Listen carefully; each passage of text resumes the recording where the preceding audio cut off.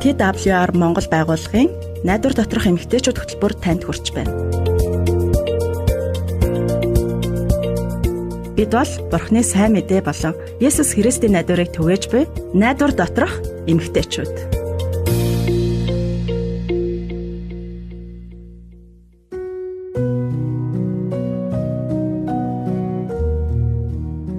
Хизээ хамгийн сүүлд та солонг харсан бэ? Яг үүнийг та санаж байна гэж би асуумаар байна. Та солонг харахтаа бас түүний өнгийг хараад гайхдгүй, яг л нөгөө нумлаа тавьчихсан юм шиг харагддаг тий. Бас тэр олон өнгийг нь хараад үнэхээр гайхширмаар байдаг.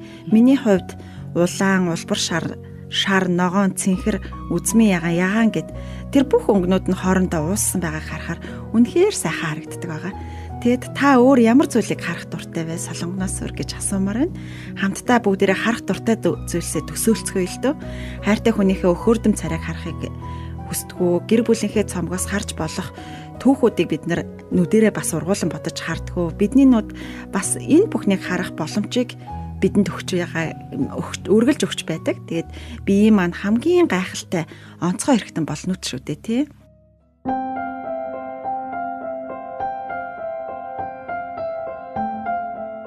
Найдвар доторх эмэгтэйчүүд нэвтрүүлэгтээ тавтай морил. Тэгээ би гэрлээ байна. Тэгээд бид нүдэрээ ямар сайхан зүйлийг хардаг тухай жимсаа маань бидэнд түрүүн хэллээ. Тэгээд үнэхээр бас баярлаа гэж хэлмээр байна. Тэгээд би ч гэсэн зуны дэлгэр цаг, намар, өвлийн гээд жилийн дөрвөн улиралд солигдож байгаа өнгийг ажиглах дуртай. Тэгээд улирал бүр өөр ингэсэн өнгөтэй гэж бид ярьдаг шүү дээ. Тэгээд байгаль дэлхийн энэ олон өнгийг харах одоо бидэнд ийм сайхан мэлмиг хүсэнд үнэхээр талархдаг. Тэгээд өнөөдөр бид нүдний эргэн тойронд болдог асуудлын талаар ярилцсан. Тэгээд нүд ямар чухал эрхтэн болох, тэгээд хэрхэн одоо эрүүл байлгах тухай гих мэтчлэн зүйлийг бид илүү дэлгэрэнгүй ярилцах болно. Тэгээд бидэнтэй хамт байгаарай. Нүд нь харахгүй байгаа эсвэл бас бүр нэг хараагаа алдсан хүмүүсийг харахтад миний сэтгэл маш хөвддөг байхгүй юу? Бид нүдээ хэрхэн зөв арчилж, хэрхэн үдсгэлэнтэй ертөнцийг байнга харахад тань туслах энгийн аргуудыг манай нэвтрүүлгээр дээр дамжуулаад биднэрт та бүхэнд хуваалцах болно. Жимсээ өчигдөр би гудамжинд явж байгаад нэг нүд нь их айхтар одоо улаацсан тийм хүүг харсан. Тэгээд нүдээ нухаад байгаад харна яасан болоо гэд гайхаад одоо өнгөрсөн л дөө. Магадгүй тэр хүүгийн нүд рүү шороо орсон болов. Гэхдээ нүд улайх нь халдварын шинж бас байж болно шүү дээ, тийм. Нүд ихэнхдээ шороо тоосноос бас өөр ямар нэгэн нүдний халдвар авсан хүнээс бас бактериар дамжаад нүд улайдаг байгаа шүү дээ. Тийм үү. Тэгэхээр нүдний цэцгийн одоо нүдний цэцгий гэж ярьж штэ нөгөө цагаан хэсгэгтэй. Тэгээд бас гадна талд нь байгаа нөгөө тойроод улаачихсан тийм. Нүдний цэцгийн улаагаа цагаан хэсэг нь улаацсан байсан. Тэгээд нөгөө их өвдөж байгаа юм шиг л харагдчихсан л да тэр хүүхдийн нүд. Магадгүй нүдний халдвар авсан үед бас нүд маш их цахтандаг штэ. Тэгэхээр нөгөө тэр хүүхэд нүдээ нухаад байгаад байсан одоо тийм л учиртай юм байна л да. Тэгээд цахтнаад тий. Бас нүднээс наалдамхаа шингэн буюу бас идээ шүүс гарч идэг штэ тий. Ялтчгүй энэ нь бас халдварын шинж тэмдэг байгаад идэг. Тэгэхээр нүдний халдварын дөрвөн шинж тэмдгийг бид нар бүгд мэддэг байх нь чухал байх нь. Энэ дөрвөн шинж тэмдэг нь болохоор нүд улайх, өвдөх, захтнах болоод бас нүднээс идэ буюу ногоо нуух гарах нь нүд өрөвсөж байгааг энэ дөрвөн шинж тэмдэг гэж үздэг байх нэ. Тэгэхээр нөө эмч нарын хэлж зөвлөдөг хамгийн ихний одоо чухал алхам нь нүдээ цэвэр байлгаарай гэдэг те. Тийм шүү. Өдрө алхам нүдээ цэвэр усаар угааж бас нүднийхээ ойр орчмыг цэвэрлэх нь үнэхээр бидний нүдээ арчлахныг алхам байх нь. Энэ нь болохоор бидний нүдийг яаж хамгаалдаг вэ гэвэл нүд рүү шороо тоос орохоос хамгаалдаг. Ялангуяа гадаа ажилдаг, гадаа их байдаг. Бас шороо тоостой орчинд их ажилдаг бол өдөр болгоны нүдээ арчлахын цэвэрлэгийг хийх нь маш чухал байх нэ. Тэгэхээр ер нь их энгийн зүйл байх нь шүү дээ. Тийм байгааз. Гэхдээ бас нэг чухал зүйл бий. Гараа арчдаг альчуураар нүрээ угаачхаад бас арчихгүй байх хэрэгтэй гэж эмчнэр зөвлөдөг. Яагаад гэх юм бол альчуурн дээр байгаа тоос, ням бохирдол нь хүний нүд рүү бас орох аюултай гэж эмчнэр зөвлөдөг байна. Тэгэхээр ер нь нүрээ угаах болгондоо угаасны дараа одоо хатаах альчуур нь маш цэвэрхэн байх хэрэгтэй зүг байна тийм шүү. Зөв. бас бид нар өдөр тутамдаа нүдэндээ хідэн удаа гараараа хүрдэг болоо гэд таас бодоод үзээрэй гэж хэлмээр байна. Хүмүүс ядрахаараа эсвэл ямар нэгэн юм нүд рүү орох үед үргэлж нөгөө гараараа нүдээ нухаад идэг штеп.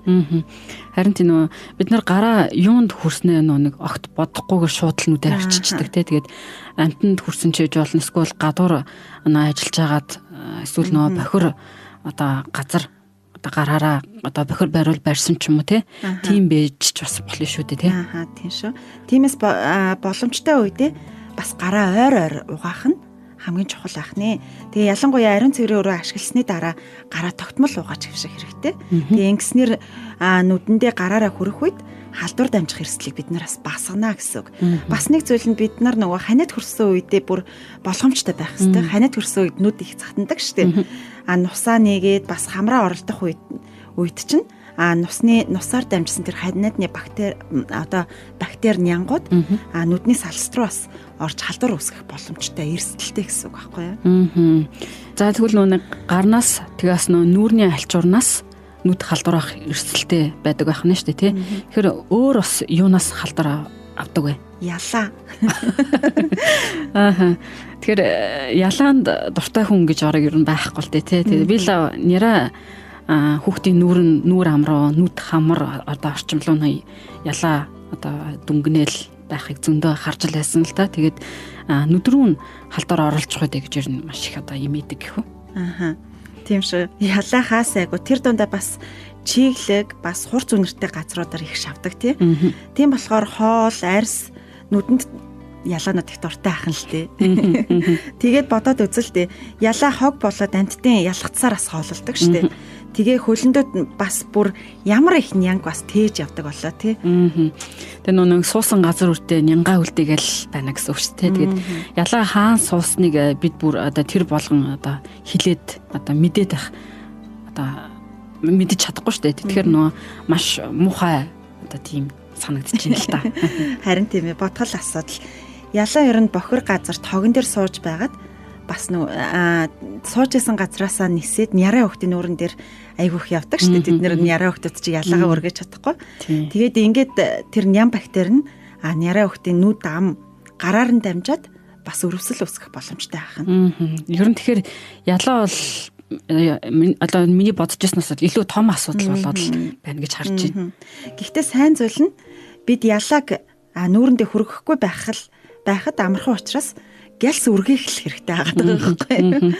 Харин тий бид нар нэг агаарт өдөржингөө байхгүй бас байдаг тий. Тэгээд энэ үед нэг ялаа их байгаад ах юм бол жижиг мөчр ч юм уу бариад нэг үргээч бас болно. Тэгээд их маш энгийн зүйл тий.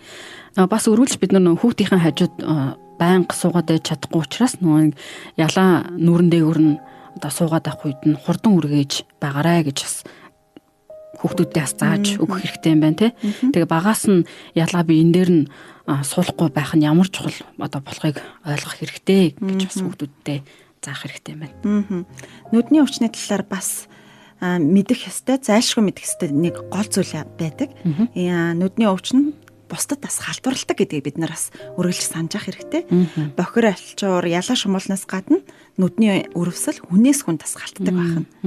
Тийм шүү те. Тэгээ найзын маань охины нүдний салстын өрөвсөл болоод тэгээд эдгэртэл нь сургуульд нь явуулаагүй. Нүдний салст бүрхүүлийн өрөвсөл буюу товчхондоо нүдний өрөвслийн үед нүд улайж, нулимс гоочдаг тий. Мөн унтсны дараа зовх хоорондоо наалдамхай шингэн гарч нүд нэгтгэхэд хэцүү болсон байдаг шүү дээ наалдаад хоорондоо. Хавдар асан хүмүүс найзуудтайгаа тоглоно, бас нүдэн цахтанахаар нүдэндээ гараараа хүрнэ. Тэгээд найзуудыгаа тэрвэрнэ, гараас гарт юм дамжуулна гэд ингээ бодох юм бол яг сургуулийн орчинд, цэцэрлэгийн орчинд ч гэсэн халдвар авах магадлал өндөр эрсдэлтэй гэсэн үг. Харин тийм болохоор манай найз охиноо гэртээ тусгаарлаад одоо тусгаарлсан байдیں۔ Тэгээд бид ч гэсэн дор бүрнээл өдөр бүр нүрээ цэвэрлэж усаар цэвэрлэж угаадаг тий. Тэгээд гараа боломжоор олон удаа угааж нүдэндээ халдвар оруулахаас ер нь хамгаалах ёстой юм байна. Бас бид нар мөн ялаа шумуулнаас бас хол авах хэрэгтэй ахнэ. Яг үнэ. Халдвар авсан хүн бусдад ням бактери тараахгүй болгоомжтой байх хэрэгтэй гэдгийг бид нар бас дахин санах хэрэгтэй. Хэрвээ бага насны хүүхэдтэй бол хоорондоос альчуураа дамжуулж болохгүй гэдгийг бас хүүхдүүдтэй зааж өгөх хэрэгтэй яхан. Ингэснээр бид нар болохоор нүд болоод хамрын янга хоорондоо дамжуулахаас хамгаалагдах нэ. Тэгэхээр хүн бүр тусдаа цэвэрхэн альчуур хэрэглэх бас болж өгвөл өдөр бүр цэвэр альчуураас олж цэвэрхэн угаас альчуур гаргаж тавьж яах нь гэр бүлийн орчинд ч гэсэн ариун цэвэр сахих хэрэгтэй болж байгаа нэ. Тэгээ бас гэр бүлийн гишүүн бүр нүдний халдвар авсан бол бүр илүү болгоомжтой байх хэрэгтэй байна. Тэр тусмаа халдвар авсан хүнийхээ альчуурандас хүрхгүй байх хэмжээнд хүртэл бид нар бас хамгаалах хэрэгтэй байх нэ. Тэгээд би сая халдвараас сэргийлэх аргуудын талаар ярьлаа. Гэхдээ хүүхдүүд аль хэдийн нүдний халдвар авсан бол бас яах вэ?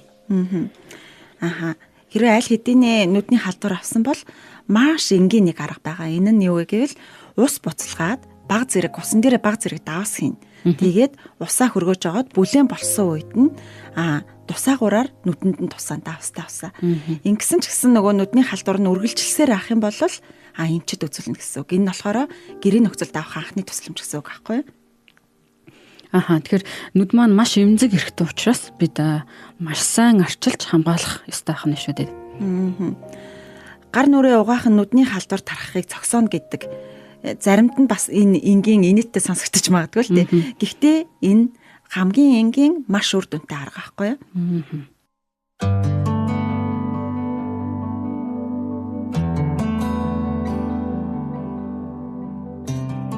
Найдвар доторх эмэгтэйчүүд нэвтрүүлэгтээ эргээд тавтай морилно. Бид нүдний тухай болон нүдээ бас хэрхэн арчлах ёстой талаар бид нар ярилцж байна. Жимсээ саяны яриа надад Бурхны хүү Есүс Христ ба Бартимей түүхийн талаар их санууллаа. Тэгээд энэ түүхийг чи санаж байна уу? Санаж байна. Чи яг энэ Бартимей түүхийг биднэрт бас нэг яриад өгч болох уу? Тэгэлгүй яах вэ? Тэгээд Есүс Израильд амьдарч байсан. Тэгээд 2000 гаруй жилийн өмнөх болсон явдал та. Тэгээд Бурхны үг Библийн Марк номноос энэ түүхийг хамтдаа хуваалцъя. Тэд Иерэхэд ирв. Есүс шавнараасаа бас үе олон хүнтэй Иерэхигоос гарч явж байтал Тимон хүү Бартимей гэгч хараагүй гуйлагчин хүн замын хажууд сууж байв. Назарын Есүс явж байгааг тэр дуулаад Давидын хүү Есүсээ намайг өршөөгөөч гэж хашгирч эхлэв. Түүнийг дуугүй бай гэж олон хүн зандарсан боловч тэр харин Давидын хүү намайг өршөөгөөч гэж улам илүү хашгирсаар байв. Есүс зогсон түүнийг дууд гэлээ. Тэгээд өнөөх хараагүй хүнийг дуудаж түүнд зоригтой бай. Бос тэр чамайг дуудаж байна гэв. Тэр даруй гадуур хувцаа хаяад өсрөн босож Есүс рүү очив. Есүс түүнд өөрийнхөө төлөө юу хэлэхийг надаас хүсэж байна вэ гэхэд хараагүй эрт түүнд Рабуни намайг дахин хардаг болгооч гэв. Есүс түүнд яв итгэлчин чамайг эдгэлээ гэсэнд тэрээр тэр даруй дахин хараа орж Есүсийг замдан даглаа. Би Есүсийн хийсэн зүйлсийн талаарх одоо ийм түүхүүдийг сонсох үнэхээр дуртай. Яагаад гэх юм бол түүний хүч чадлыг биширч бас зовж шаналж байгаа хүмүүст Есүсийн өөрийнхөө инэрл нэгүслийг үзүүлж байгаа талаарх түүх үнэхээр сайхан байдаг. Тийш үү те. Тэг нөө Есүс хаач явсан хүмүүс түүнийг дагдаг байсан. Тэгээд зарим нь түүний анд нөхөд учраас зарим нь харин түүнийг зүгээр л нөө сониучрхан одоо юу хийж байгааг нь харах гэж дагдаг бол бас зарим нь Бартимей шиг те өвчнөө эдгээлэг хэн тул дагдаг байсан. Тэгээд Есүс хүмүүсийн төлөө хийсэн одоо үйлчлүүдээ түүний тухай үйлчлүүдээсээ болоод нөө түүний тухай одоо тухайн орон нутагт их алдартай болсон байдаг. За тэгвэл одоо бүгдээрээ Бартимей түүх рүү ахаад эргээд оръё. Бартимей болохоор хараагүй хүнд хэцүү амьдралтай байсан ч гэсэн замын хажууд суугаад гуйлга гуйдаг хүн байсан тийм. Тийм өдөржингөө гадаа хүмүүсээс гуйлга гуйгаа суунаа гэдэг бол миний бодлоор идэх юмч одоо ховор байсан, их хэцүү байсан баха гэж юу бодож байна. Тийм баха тий. Би бас түүнийг хаана амьдардаг байсан болоо бас өдөр болгон гуйлга гуйх газар руу хийн хөргөж өгдөг байсан болоо гэж их боддог. Харин тийм нөө Библиэд үүнийг дурдаагүй учраас бид мэдэх боломжгүй. Гэхдээ хараагүй хүн учраас зам дээрх одоо нүх одоо ойртож буюу нэг хоньны сүргч гэдэг юм уу те хараагүйгээр нэг алхаад бусдаас тусламж одоо хэрэгтэй байдаг байсан баха гэдэг нь мэдээж ойлгомжтой. Тэгээд хараагүй хүн маш олон одоо бэрхшээл тохиолддог шүү дээ тий. Бартимей замын хажууд сууж байгаад Есүсийг ойртож ирэхийг нь сонссон шүү дээ. Тэр үед Есүсийн тухай юуг мэддэг байсан болоо? Гэрлээ чи юу гэж бодож байна? Би яг сайн мэдэхгүй байна л да. Түүнийг яг Есүст хэлсэн үгээр нь одоо юу мэддэг байсныг нь баг зэрэг одоо гадарлаж байна. Чи түүнд нүг юу гэж хэлснийг нь санаж байна уу? Тэр нүг Давидын хүү Есүс минь ээ, намайг надад одоо инэрл нэг хүслээ үзүүлээч гэж хэлсэн байдаг шүү дээ. Яг ингэж хэлсэн байдаг тий. Тэгэхээр Бартимей Есүсийн нэрийг бас мэддэг байсан байна. Мөн бас Есүсийг Давидын хүү гэж дуудсанараа Есүс бол Давидын удмын хүн гэдгийг бас мэдчихсэн гэдгийг бас энэ хэсгээс харж болох нь тий. Тэр нөгөө Давидын удмын хүн гэдэг нь Есүсийг тослогдсон нэгэн байх гэсэн боломжтой гэдгийг мэдэж байсны одоо тийм шинж тэмдэг байна тий.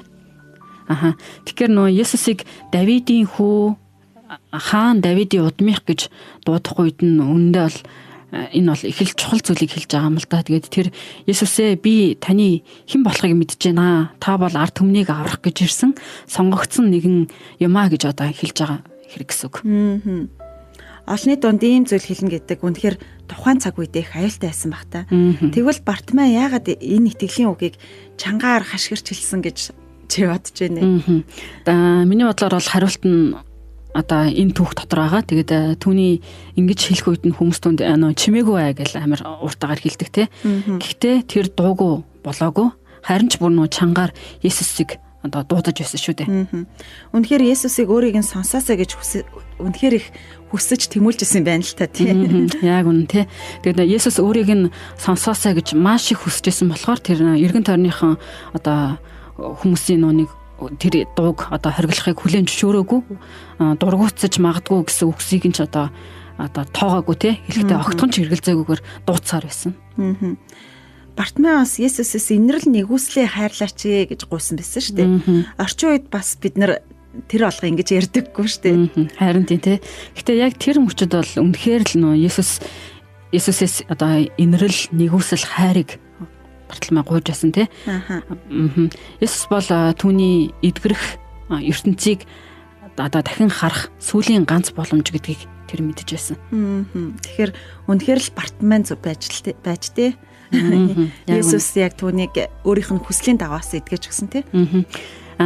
Би Есүсийг одоо чи юуны одоо чиний төлөө би юу хийх вэ гэдэг одоо асуултанд нь үнэхээр их дуртай. Тэгээд бид бүгд л түүний юу гэж хариулахыг мэдж байгаа тий.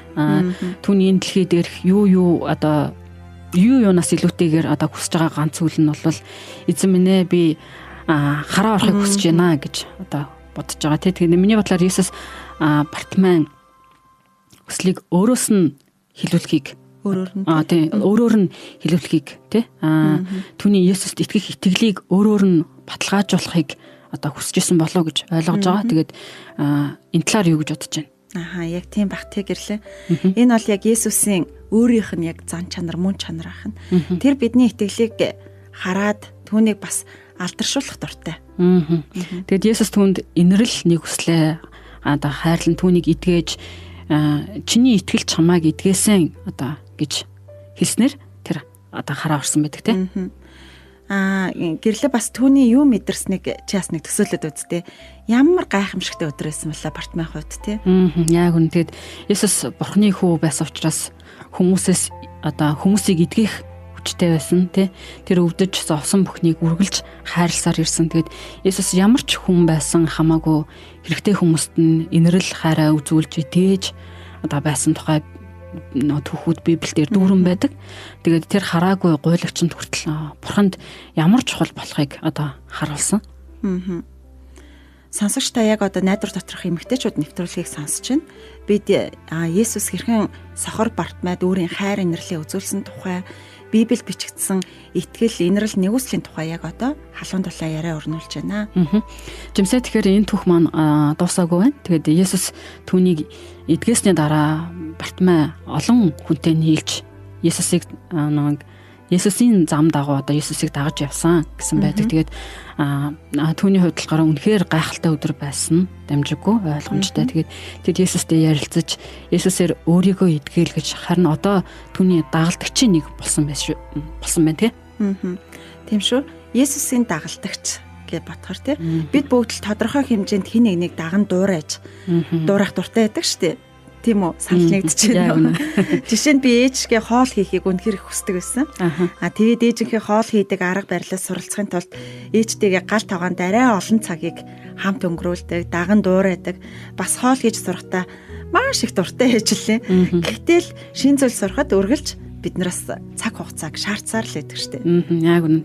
Тэгэд ээж чинь хоол хийхийг зааж авах үед магадгүй чиний түүний үйлдэлүүдийг ажиглан хардаг байсан баг тий.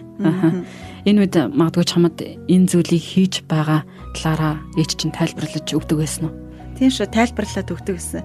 Эргээд бодоход би ээжээсээ ганцхан хоол хийхийг тэр үед сураагүй байна лээ. Ээжийнхээ талаар мэддгүй байсан олон зүйлийг ээжээсээ олж харж бас өөр маш их зүйлийг ээжээсээ сурсан байсан. Яг дахиж хоол хийж явах үедээ.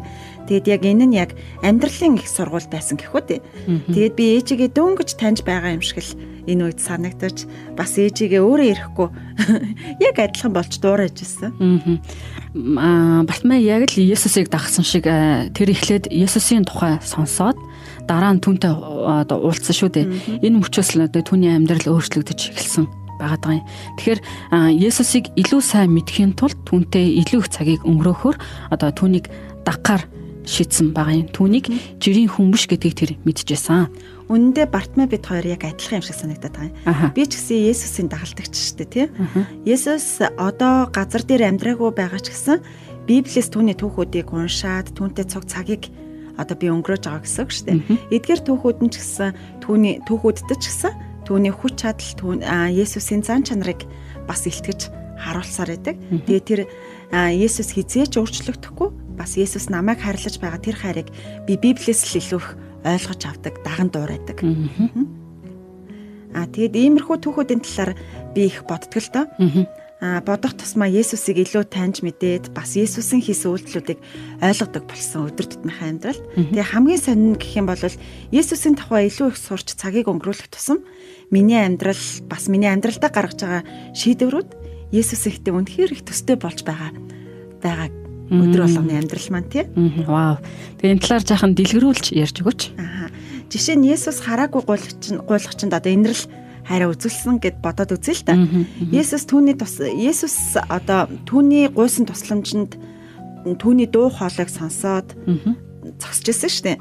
Түүнтэй ярилцаж хараа оруулсан гэх түүхийг түрүүн бид нар сонссон. Есүс Бартмайд өөрийн яг энэ түүхээрээ дамжуулаад Есүс Бартмайд өөрийн жинхэнэ хайраа харуулсан тий. Тэгэд миний эргэн тойронд ч гэсэн тусламж хэрэгтэй хүмүүс зөндөө байдаг. Гараал алхах юм бол ер нь байгаа штэ тий. Би тэр хүмүүсийг яг инэрч хайрлаж туслахыг үнэхээр хичээдэг өдөр тутмынхаа амьдралд. Миний хийж чадж байгаа зүйлэл одоо энэ гэхөө өгөөмөр байдлаар тусалдаг. Энэ маань миний ганц хийж чадж байгаа зүйл. Есүс яг нөгөө Бартмай тусалсан байдал нь үнийг л хийсэн тий. Тэгээд яг үнийг л Есүсийн үнийг л даган дуурайх үйлдэл нь одоо дээрхи миний ярьсан зүйл гэхүү. Тийм ээ тий. Тэгээд хин нэгэнд халамж хайрыг үзүүлэх нь үнэхээр чухал тий. Тэгээд нөгөө хүмүүст үг биш үйлдэлээрээ тэднийг хайрлаж байгаагаа одоо харуулах нь одоо маш чухал гэдгийг бас сануулж байна тий. Тэгээ Бурхны үг болох Библиэс Бурхан ямар инэрэнгүй вэ гэдгийг бас харж болдог. Одоо гэрлэн маань дуулал номын нэг хэсгийг бидэнд уншиж өгөх болно. Тэгээд энэ нь Бартмай Есүсийг түүний удам гэдгийг мэдэж байсан Давид хааны магтуу байгаа. За. Эзэн нэгүүлсэнгүй хийгээд өршөөнгүй, уурлахтаа удаан хайр инэрлэр агуу юм. Эзэн бүгдэд сайн, түүний өршөөлүүд бүтээл бүхнийхэн дээр байна. Аяа эзэн, таны бүтээл бүхэн танд талархах бөгөөд итгэмжит хүмүүс таныг магтцгаана. Тэд хаанчлалыг тань жавхлангийн тухай ярьж, таны сүр хүчний талаар өгүүлнэ. Хүний хөвгүүдэд таны хүчит үлсийг болон хаанчлалыг тань алдар сүр жавхланг мэдүүлэхийн тулд болоо. Хаанчлалтай нь мөнхийн хаанчлал, ноёрхолтой нь үеийн үед унсан бүхнийг эзэн өндийлгэж, сөхөрсөн бүхнийг босгодог. Түүний нүд тань руу чиглэн найддаг бөгөөд та тоолсон цагт хүнсийг нь өгдөг билээ. Та мутраа дэлгэн бүх амьтны үлсийг хангадаг. Эзэн бүх замдаа зөвхт бөгөөд өөрийн бүх үлстэй инэрэнгүй. Эзэн өөрийг нь дуудагч бүхэнд, өөрийг нь үннээр дуудагч бүхэнд ойр билээ. Тэгээд сонсогч та Бартимей хэрхэн Есүсийг дуудсныг санаж байна уу? Тэгээд Есүс хариу өгөн түн рүү иргэн ирсэн шүү дээ. Хэрэв өнөөдөр та түүнийг дуудахыг хүсэж байгаа бол тэр бас таныг ч гэсэн сонсох болно. Тэгээд тэр танд юу хэрэгтэйг мэднэ. Яг л Бартимейд яг юу хэрэгтэй байсныг мэдсэн шиг. Гэхдээ тэр зөвхөн таныг өөрийг нь дуудахыг л одоо хүлээж байгаа. Тэгээд түүнд юу хэрэгтэйгээ хэлээрээ тэр танд инэрл хараа үзүүлнэ гэдэгт итгэлтэй байна. Тэгэхээр одоо би бурханд хандан таны дуу хоолойг түүний дуу хоолойг сонсоосоо хэмээн залбирахыг хүсэж байна. Бартимей шиг та итгэж чадсанаар таны дуу хоолойд бурхан хэрхэн хариулахыг та хараарай гэж хүсэж байна. Тэгээд сонсогч таныг надтай хамт залбираасаа гэж хүсэж байна. Бурхан Аава, таны өмнө бид хамтдаа ирж байна. Өнөөдөр бидний сонссон таны хүч чадал инэрэнгүй сэтгэлийн төлөө талархаж байна. Бид олон талаараа Бартимейтай адилхан байдаг. Гэхдээ таныг дуудаж та бидэнд юу хийх хэрэгтэйг ч гэсэн хэлэхэд мөн хариулахад бас инэрэн нэгүүлсэх сэтгэл хайраа харуулахад та бидэнд туслах болтугай хэмээн залбирч байна. Энэ бүхнийг таны хүү Есүсийн нэрээр залбирлаа. Аамен. Хэрвээ танд ямар нэгэн асуулт эсвэл хуваалцах түүх байгал бидэнтэй бас холбогдоорой. Тэгээд бидэнд бас өөрсдийнхэн залбирлыг бас ирүүлээсэй хэмээн хүсэж байна. Тэгээд бидэнтэй холбогдохыг хүсвэл нэвтрүүлгийн дараа гарах хаягаар холбогдоорой. За ингээд түр баяртай, бурхан таныг ивэх болтугай. Баяртай.